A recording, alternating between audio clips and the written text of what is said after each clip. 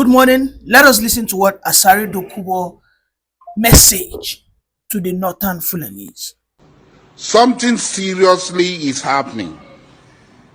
Something very serious is happening. And our so-called political elites and leaders do not care. They're not doing anything about it. They feel very unconcerned about it. Our political elites do not care about it. Our people are left rudderless, tossed here and there by the tempests and the winds of the sea. Nobody cares. Every day we hear stories of thousands and thousands of Futajelong Kambari Fulani being transported by every means of transportation down into our land, down into the John Nation, down into Igbo land, down into Shekiri land, down into Ogoni land, down into Yoruba land, down into Edo, every day, in the most unthinkable fashions, in their thousands. If you go to Bayelsa today, as I'm talking, all the fishing settlements and the farming villages are occupied and controlled by these fellows. We are job people, we are strong. Nothing is going to happen. A man is only strong when he's with his people, when he has enough number to overcome his enemy.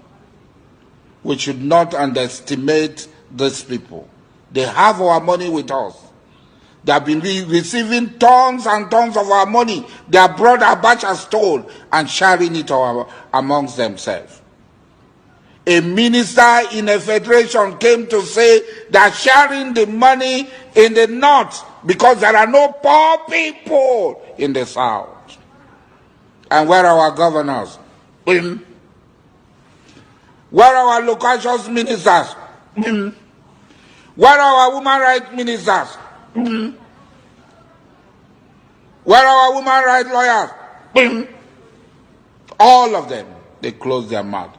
But this is more sinister. This is more sinister. They are coming here. They are changing the demography. What are they coming for? You remember Osman Danfodio? How they came to Sokoto, to Gobiri, to Kano, to Katsina, to be there. And what happened? They replaced the Abe rulers. They replaced the original people and took over the realms of power. They are coming.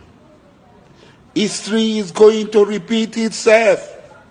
If we don't act now, they are coming. History is going to repeat itself. If we don't act now, they are not pretending about it. They are coming with war, destruction and death.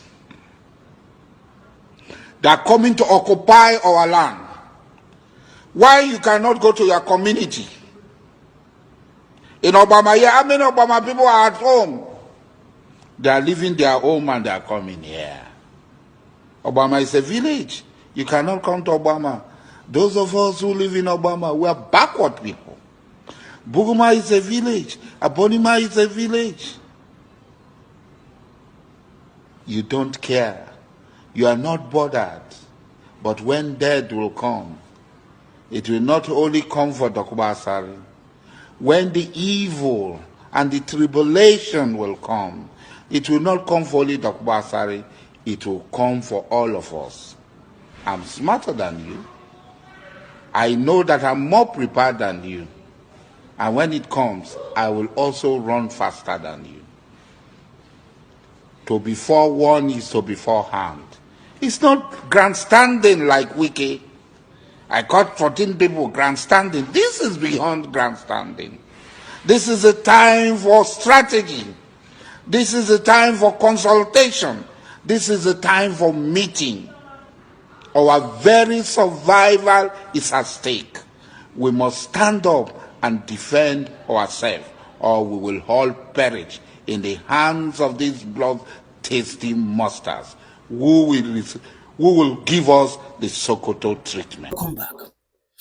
That is a powerful speech, an expose, and a warning to the Fulanese that are now invading every nook and crannies of Nigerian rural villages. I mean, there is no cardinal point, there is no zone that is spared by this element. From the hinterland of Zamfara down to the creeks of Bayelsa, for as long as there is soil, there are grass, there are bushes growing in there. These guys have infiltrated all parts of Nigeria. In another news, in Zamfara, a group of Hausa vigilantes, they have taken it upon themselves that they will not watch how they will be wiped out by some bandits that are largely Fulanese. When you ask me how do I know that these bandits are largely Fulanese, when the government of Zamfara opened the admission form for people to apply for this group called Yaki or something like that in Zamfara to fight against bandits, for over a period of 6 months, not one person belonging to the Fulani tribe joined that vigilante. Not one. The governor of Zamfara said, we are facing serious insecurity in this state.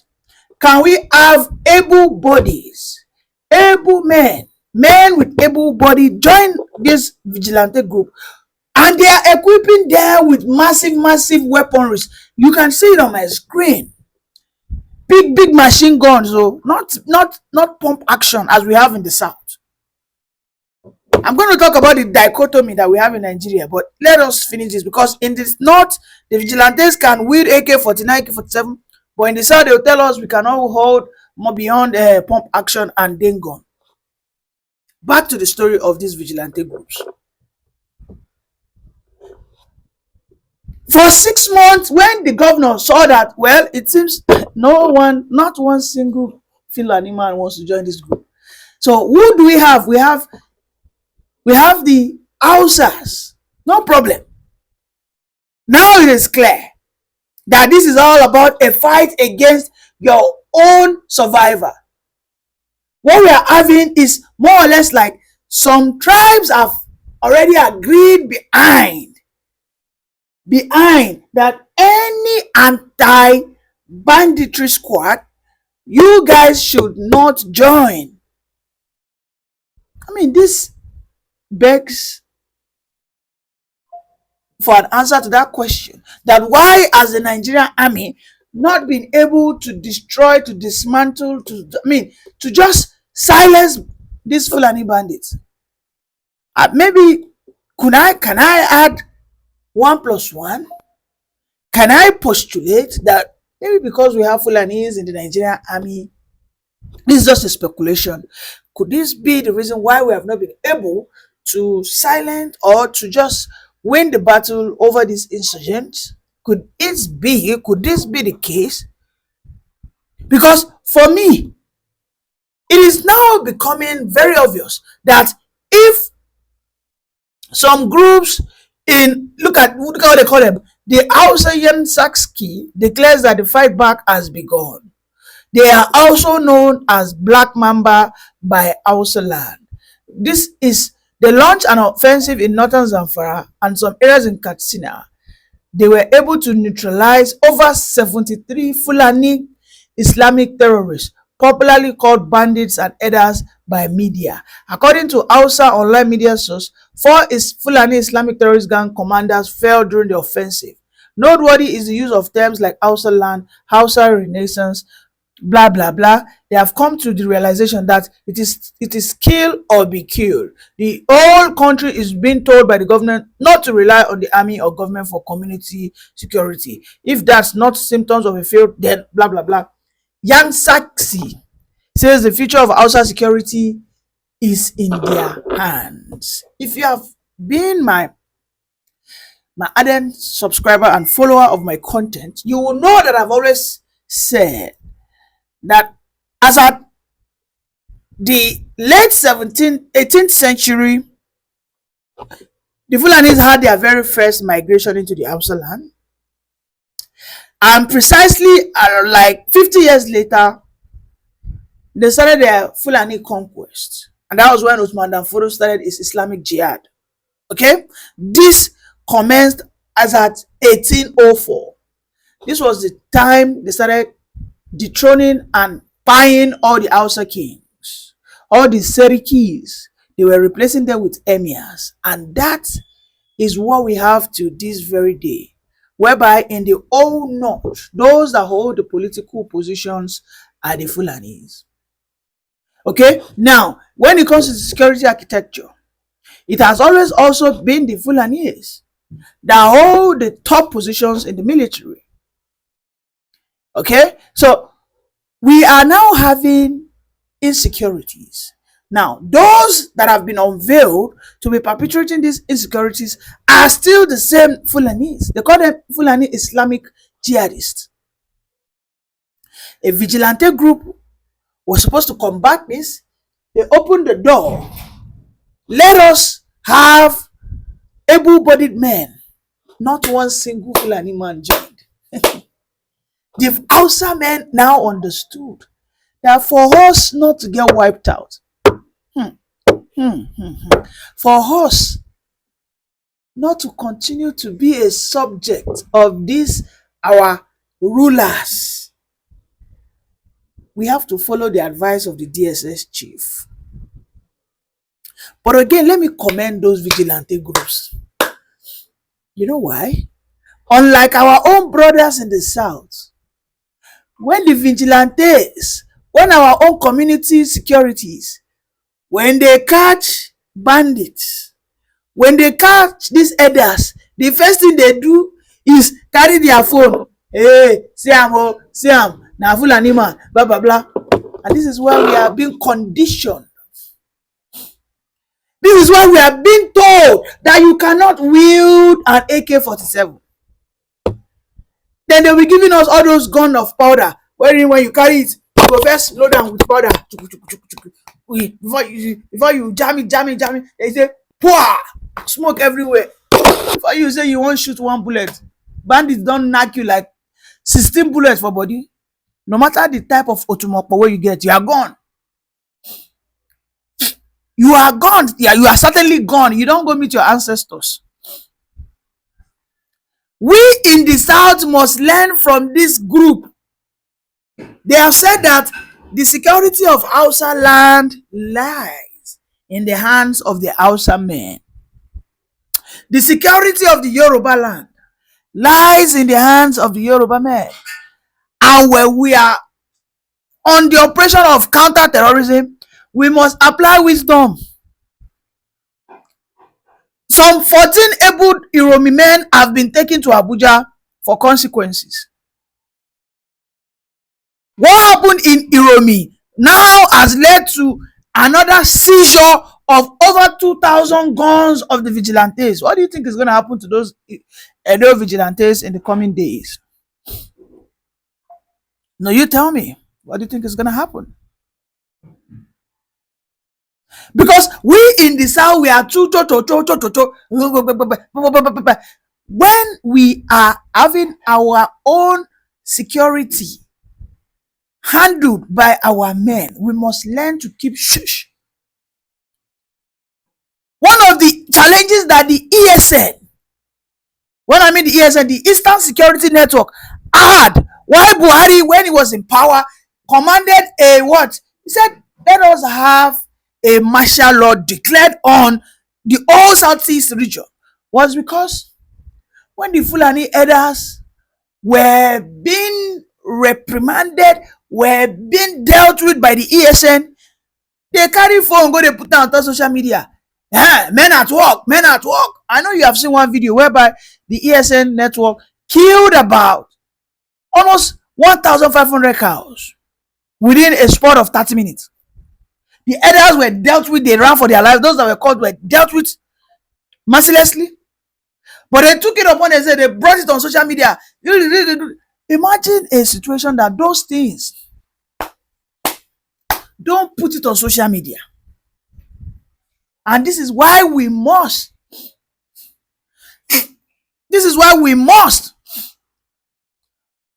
begin to apply wisdom in our fight against these insurgents. Because apparently, these insurgents, they seem to have a very powerful backup. Let me tell you, if in the southwest now, those elders that parade themselves, that invade people's farmlands, that do commit all manner of atrocities, if the Yoruba vigilantes, the Oduduwa, the OPCs, if they begin to defend the Yoruba land by,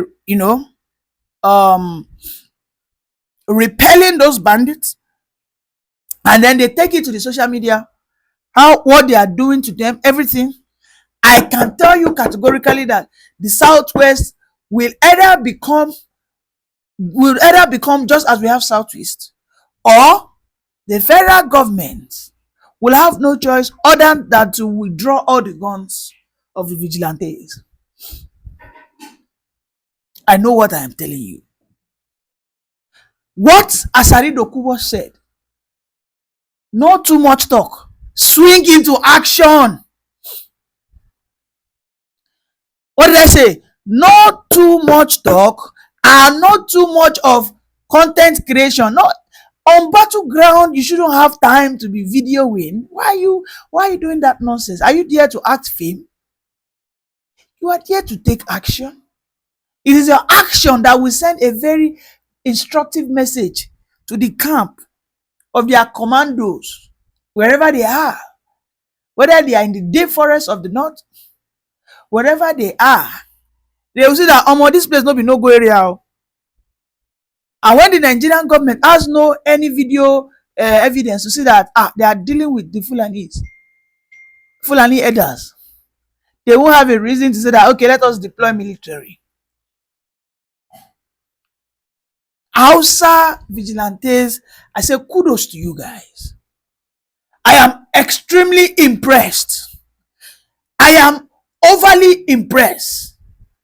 If there's any other word that I can use to describe how happy I am that everybody has now woken up ready to take their destiny into their hands. This ever since the DSS chief has told everybody, Oga, we cannot cover everywhere. Rather, you guys should rise. You guys should rise up.